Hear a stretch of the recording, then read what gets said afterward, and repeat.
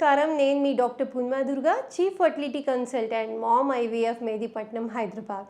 ఈ వీడియోలో మనం ఎండోమెట్రియోసిస్ అండ్ ఇన్ఫర్టిలిటీ గురించి తెలుసుకుందాము.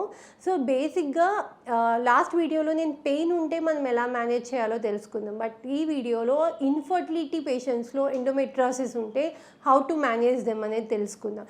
వన్స్ మీకు ఎండోమెట్రియోసిస్ ఉందని కన్ఫర్మ్ అయినప్పుడు we have to assess your endometriosis మినిమలా, మైల్డా, మోడరేటా, సివియరా అనేది మనం ఫస్ట్ తెలుసుకోవాలి.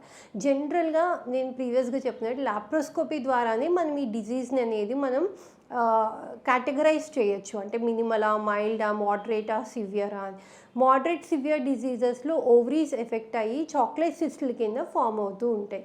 బట్ అందరికీ మనం లాప్రోస్కోపీ చేయక్కర్లేదు. సో ఇన్ఫర్టిలిటీ అండ్ ఎండోమెట్రియోసిస్ అనేది మనం ఒక కంబైన్డ్గా తీసుకున్నప్పుడు మీ మేనేజ్మెంట్ అనేది డెఫినెట్గా first thing which we need to take in to consideration is your age of the patient ఎంత ఉంది, ఏజ్ ఆఫ్ ద ఫీమేల్ ఎంత, is she young or she is old or she is about to she is a very elderly female. So age of the patient is very important.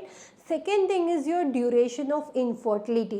Ante meeku enni years ayindi marriage ayi, and since how long you are trying for pregnancy also matters. Third thing is your severity of the disease, and the fourth thing is whether you had again a previous surgery already for endometriosis. So man mee four factors ni consider cheskuni, and also fifth but not the least, we can't ignore the male partner. We have to look for the male partner as well. So ఇవన్నీ మనం consider చేసిన తర్వాత then we have to plan treatment. As I told you ప్రీవియస్గా నేను medical మేనేజ్మెంట్కి ఇన్ని రకాల advance drugs మనకు వచ్చాయి. కానీ ఇన్ఫర్టిలిటీలో there is so many studies which are clearly said that there is no role of medical management. ఇన్ఫర్టిలిటీతో సఫర్ అవుతున్న వాళ్ళు, ప్రెగ్నెన్సీ కోసం ట్రై చేస్తున్న వాళ్ళు మాత్రం మెడికల్ మేనేజ్మెంట్కి వెళ్ళకూడదు. So what are the options we have? As I told you, it depends on the severity of the disease. So minimal and mild cases lo generally laparoscopy will help them. So laparoscopy నేను చెప్పినట్టు it should be done by an experienced skilled surgeon who can eliminate the disease. ఎంతవరకు maximum 100% ఆ implants అన్నీ resect చేయగలిగిన good surgeon దగ్గరే laparoscopy చేయించుకోవాలి. So once you do కానీ only ఎందుకు నేను ఇంత స్పెసిఫిక్గా సర్జన్ బాగోవాలి నేను ఎందుకు చెప్తున్నానంటే, జనరల్లీ మనం లాప్రోస్కోపీ చేసినప్పుడు ఇన్ జనరల్ ఎండోమెట్రియోసిస్ వాళ్ళలో ఎగ్ క్వాలిటీ అనేది కొంచెం తగ్గిపోతూ ఉంటుందన్నమాట, because of the chronic inflammatory changes. కంపారిటివ్గా women with or without endometriosis, and there is a difference in the oocyte quality. Oocyte quality in general is slightly low in endometriosis patients. So and laparoscopy lo manam generally we use a current source to cut the tissues.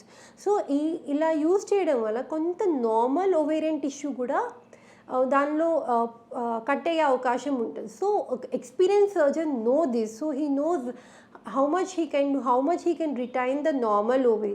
So దానివల్ల egg reserve అనేది తగ్గిపోతూ ఉంటుంది. Already ఈ పేషెంట్స్లో ovarian reserve కొంచెం తక్కువ ఉంటుంది, egg quality తక్కువ ఉంటుంది. సో మేము ఏ పేషెంట్ అయినా లాప్రోస్కోపీ అండ్ వెళ్ళే ముందు ఇన్ఫర్టిలిటీ పేషెంట్కి we talk about the chances of decreased ovarian reserve. So it should be done by a very skilled surgeon. And the other thing is recurrence of the disease. This is mostly endometriosis lo recurrence rates అనేవి కొంచెం ఎక్కువ ఉంటాయి. It may take a longer time, but the disease is slightly a recurring disease. So ఒక్కసారి laparoscopy అయిన తర్వాత మళ్ళీ లాప్రోస్కోపీకి వెళ్తే the ovarian reserve might come down. So these two things we ultimately counsel to each and every patient అన్నమాట. So once జనరల్గా laparoscopy అయిన పేషెంట్స్లో if the woman is young and just the duration of infertility కనుక తక్కువ ఉందంటే, hardly there are married for 1 year 2 years అనుకోండి, we can leave them for normal pregnancy for 6 to 8 months after laparoscopy. But there are very clear guidelines that you may need medical assistance in getting pregnancy in endometriosis. So చాలా studies అయ్యాయి. European societies, American societies, the Indian societies have study extensively on endometriosis and infertility. They've said that మనకి అంటే minimal and mild ఎండోమెట్రియాసిస్లో IUI intrauterine insemination works better in these patients, but in advanced diseases like moderate and severe disease where the ovarian reserve తగ్గిపోయి adhesions form ఇలాంటి వాళ్ళల్లో IVF is a better option. So friends, I think they hope this video is helpful for you. If you have any further queries regarding treatment of infertility and endometriosis, please do reach to us. Thank you.